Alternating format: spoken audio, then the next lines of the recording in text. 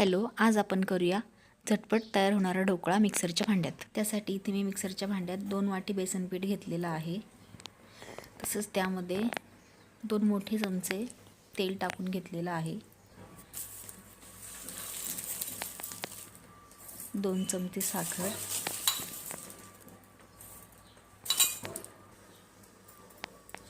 1 लिंबाचा रस, थोडंसं मीठ आणि पाणी टाकून आपण हे मिक्सरला फिरवून घेऊया। वगैरे रेडी। आता यामध्ये सोडा टाकते आणि मिक्स करून घेऊया।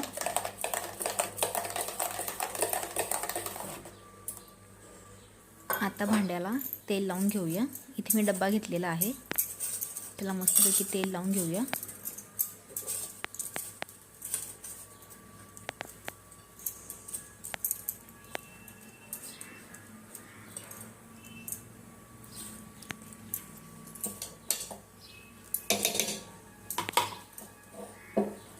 आता हे डब्यामध्ये ओतून घेऊया।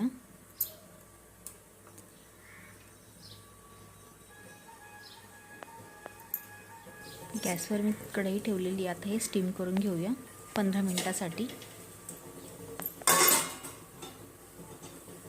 आता चेक करूया। आता आपण 15 मिनिटं झाले।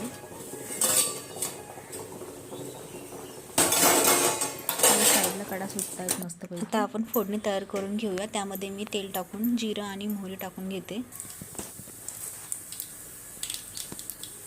ते झालं की त्यामध्ये हिरव्या मिरच्या बारीक कापलेलं,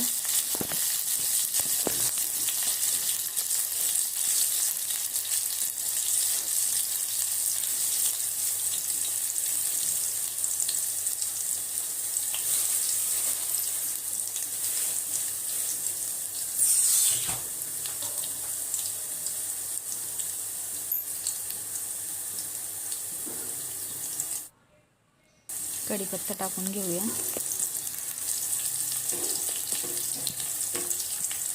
बारीक चिरलेली कोथिंबीर आणि आता यामध्ये थोडंसं पाणी टाकून घेऊया।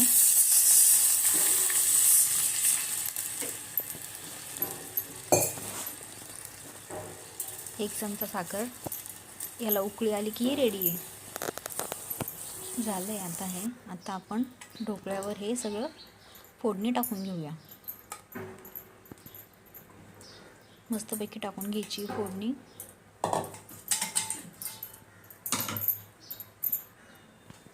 आता मी हे कट करून दाखवते।